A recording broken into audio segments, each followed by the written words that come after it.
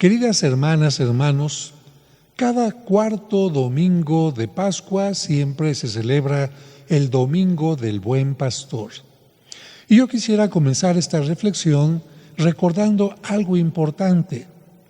Los judíos deberían de sacrificar especialmente cada año en el tiempo de la Pascua un cordero por familia, por lo que tenía que haber un lugar donde nacieran, crecieran, se cuidaran una gran cantidad de corderos que se sacrificarían en la ciudad de Jerusalén para la festividad de la Pascua. ¿Se imaginan cuántas familias había en Jerusalén? Pues por cada familia debería de haber un corderito. ¿Y dónde tenían que estar esos corderitos? Pues en una población cercana a Jerusalén, porque de otra manera sería muy complicado mover a tantos animalitos. ¿Saben a cuántos kilómetros se encuentra esa pequeña población de Jerusalén? A 9 kilómetros. ¿Y saben cómo se llama esa población? Belén. De hecho, Belén es el lugar donde nacían los corderitos para morir, ¿dónde? Para morir sacrificados en Jerusalén. Por esta razón, en Belén había nacido un pastorcito muy famoso que combatió a un gigante llamado Goliat. ¿Cómo se llamó ese pastorcito? David. Y ese pastorcito que llegó a ser rey. ¿Y quién nació también en Belén, campanas de Belén? Jesucristo. Jesucristo nació en Belén, por lo que tenía que ser, por esto, un pastor y también al mismo tiempo un rey. Pero, ¿cómo poder distinguir a un buen o a un mal pastor? Bueno, en tiempo de Cristo era fácil saber cuando una persona le tenía cariño a su oficio de campesino o de pastor. ¿Por qué? Porque los resultados lo decían todo. Una semilla sembrada en tiempo oportuno y en un campo bien preparado, una planta cuidada y regada a tiempo, siempre daba buenos frutos. Y por esos buenos frutos se conocía al buen agricultor. Por su parte, un rebaño con ovejas sanas, bien cuidadas, con agua y alimento suficiente, mostraban a un buen pastor. En cambio, los campos con plaga y malas cosechas mostraban al mal agricultor, y las ovejas enfermas, perdidas o devoradas por las fieras desenmascaraban al que era mal pastor. Quizás por eso Cristo insistía diciendo: por sus frutos los conoceréis. Todos los seres humanos en algún momento de nuestra vida adquirimos la responsabilidad de ir al frente de un grupo que puede ser un grupo familiar, vecinal, laboral, social, político, deportivo y muchas cosas más. Pero lamentablemente dicha responsabilidad la podemos utilizar no para tener el poder de servir, acompañar o ayudar, sino más bien para servirnos y sacar provecho personal de ello. En esos casos seríamos como el mal agricultor o el mal pastor que no pone su atención en el campo o en las ovejas, sino en sí mismo. Por eso existen malos padres de familia, malos jefes de vecinos, malos jefes de trabajadores, malos líderes sociales y políticos y malos entrenadores o malos jefes de clubes. Y esto no es nuevo. Ha sucedido y sucederá en todo tiempo, incluyendo el de Cristo, en el que los líderes religiosos, incluyendo el sumo sacerdote, habían descuidado a su pueblo, a su rebaño, poniendo más atención en otras cosas, en la ley por la ley, deshumanizándola, en los ritos, poniendo más atención en la forma del rito que en el contenido, en los sacrificios de animales más que en la verdadera ofrenda de la mente y el corazón. Y como consecuencia, como en todo tiempo, cuando la gente no tiene un apoyo espiritual, cuando no recibe el apoyo o educación religiosa adecuada, comienza a alejarse de Dios buscando respuestas en ídolos, en la magia, el esoterismo u otras cosas que terminan por perderlo.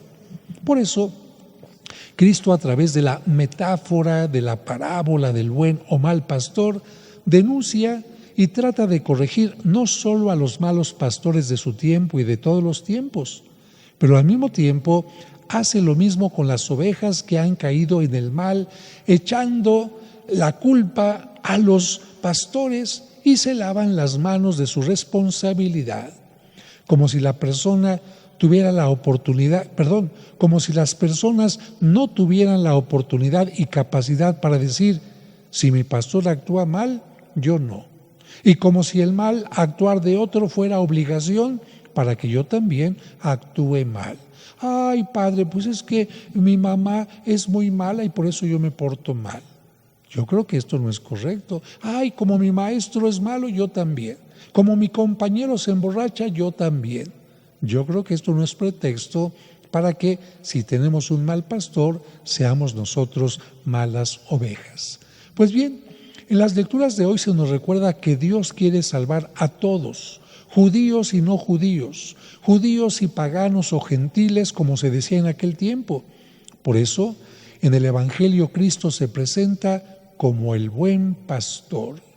Y un punto interesante sobre este tema es que cuando Cristo vino al mundo, ya los griegos y romanos podían reproducir el rostro de las personas.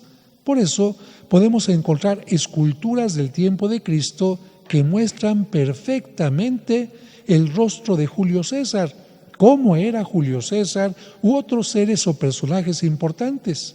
Eso significa, fíjense bien, que los primeros cristianos bien pudieron hacer el rostro de Cristo en escultura y sin embargo prefirieron no hacerlo. ¿Por qué? Porque les interesaba más mostrar el rostro no físico, sino más bien la esencia de Cristo, lo más importante de Él. Y por eso en los primeros siglos del cristianismo nadie reprodujo el rostro de Cristo, sino más bien lo presentaron reflejando su actitud hacia la humanidad. ¿Cómo lo representaron? Como un buen pastor. Así lo encontramos en las catacumbas en muchas veces, no solamente en esculturas, sino en pinturas también. ¿Cómo es la imagen más antigua de Cristo? Como buen pastor. ¿Es el retrato de Cristo? No, está representándose su esencia. Por eso precisamente aquí, en el atrio de San Cosme, puse una de las imágenes más antiguas que representan a Cristo y en este momento Víctor se las está mostrando, la imagen del buen pastor que se encontró en las catacumbas, en los cementerios más antiguos de cristianos, donde ¿qué está haciendo Cristo? Cargando con cariño a una oveja. Pues bien, en todo el capítulo 10 del Evangelio de San Juan, se nos habla de Jesús como buen pastor. Sin embargo, para personas de ciudad como nosotros, que pocas veces visitamos el campo o que no conocemos nada de la vida pastoril, no es fácil saber cuáles son las características de un buen pastor, ni la respuesta o el comportamiento que las ovejas tienen hacia él. Por eso, vamos a conocerlas. Primero, el buen pastor entra por la puerta del corral de las ovejas y no por otra parte o en la oscuridad, como lo hace el ladrón o un bandido. Esto significa que un buen pastor es recto y honesto y no se anda con trampas o engaños. ¿Cuántas veces hemos encontrado a falsos pastores que engañan falseando lo que dice la Biblia? Que ya se va a acabar el mundo, que solo 144,000 se van a salvar, que la Virgen María no era virgen, que Jesucristo tuvo otros hijos de otros hermanos por parte de la Virgen. Bueno, esos supuestos pastores están falseando la verdad. Segundo punto, el buen pastor llama por su nombre a cada una de sus ovejas y las saca fuera del corral. Esto significa que un buen pastor debe convivir, conocer a sus fieles y saber de sus problemas. Sacarlos del corral significa ayudarles a buscar buenos pastos, es decir, una vida mejor, un desarrollo mejor, ayudarles a salir de su baja estima, de su dolor cuando tienen alguna pérdida, de encontrar algo de despensa cuando no tienen ayuda, etc. El buen pastor, tercer punto, se pone al frente de sus ovejas y éstas lo siguen porque conocen su voz. Las ovejas solo siguen la voz de quien conocen y les ha brindado confianza. Un buen pastor debe ser digno de confianza. Siguiente punto. El buen pastor da la vida por sus ovejas. A ejemplo de Cristo, que fue capaz de entregarse en la cruz por sus fieles, hay muchos padres de familia, educadores y líderes en diversos aspectos, incluyendo sacerdotes que diariamente entregan su vida en el servicio, sin importarles muchas veces su edad avanzada o su enfermedad. Pastores que trabajan en lugares difíciles en las ciudades o en zonas complicadas en las misiones. Siguiente punto. El buen pastor se preocupa por otras ovejas que no están en este rebaño y las atrae para formar un solo rebaño bajo la guía de un solo pastor. Esto significa que un buen pastor no se contenta con ayudar solo a los de su familia o equipo, a los de su parroquia que ya acuden sin ningún problema, sino que un buen pastor también se preocupa de los alejados o de los que por alguna razón dejaron de acudir. Por eso, benditas redes que nos permiten que a través de ellas, desde esta parroquia, por ejemplo en mi canal, mis mensajes lleguen a más de 1,5 millones de personas en distintas partes del mundo. No me conformo con este pequeño rebaño que es maravilloso. También hay que buscar a gente más allá. Y me da mucho gusto que a veces llegan personas y me dicen: Padre, gracias a usted recuperé la fe, o Padre, gracias a usted mi esposo regresó a la iglesia. ¡Qué maravilla! Siguiente punto. Un buen pastor protege, abraza a sus ovejas y no permite que sean arrancadas de su mano. Esto significa que un buen pastor educa y ayuda a los fieles para que se mantengan en la iglesia fundada por Cristo, pero también se preocupa de que no sean arrancadas por los vicios, la delincuencia o que pierdan la fe. Por eso las ovejas tienen los oídos bien abiertos para escuchar con atención la voz de su pastor. Son fieles a su pastor y no hacen caso a voces desconocidas. Conocen a su pastor y están unidas íntimamente a él. Siguen a su pastor con fe y confianza. Fíjense qué importante por eso que en esta parroquia haya clases de Biblia, de pastoral, pláticas en distintos niveles para que la gente tenga más firme su fe y no cambie fácilmente de religión. No, se trata de tener una fe bien fundamentada y por eso la homilía trato de que ayude a que la gente fundamente más su fe. Finalmente, tenemos que decir que la imagen del buen pastor y las ovejas puede quedarse en una simple imagen sentimental o algo melosa. Por eso es importante reconocer los retos y compromisos que tenemos, tanto el pastor como las ovejas, para mantener el rebaño unido y a salvo.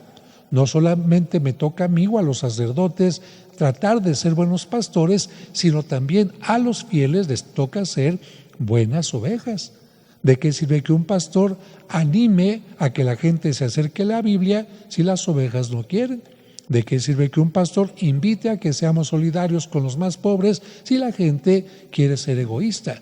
Tiene que ser un trabajo en conjunto. Tengamos en cuenta que los ladrones y bandidos están a la espera del mejor momento para hacer daño. Pero no hay que tener miedo porque Jesús es el buen pastor y si lo seguimos como ovejas amadas por Él, estaremos seguros de no perdernos y alcanzar la vida eterna.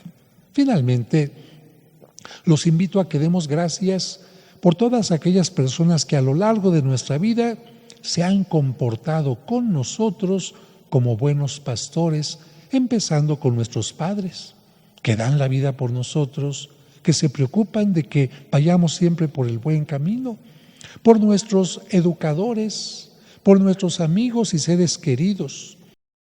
Y finalmente, pues yo deseo que esta semana hayan tenido una maravillosa fiesta las madres de familia, que les hayan apapachado y que durante todo el año les den su lugar. Y que si alguna mamá no la pudieron llevar de fiesta o a comer o alguna cosa, pues que hoy domingo le den este festejo, porque las mamás siempre se lo merecen. Gracias, mamás, por ser buenos pastores en su hogar. Que Dios les bendiga y recompense su labor.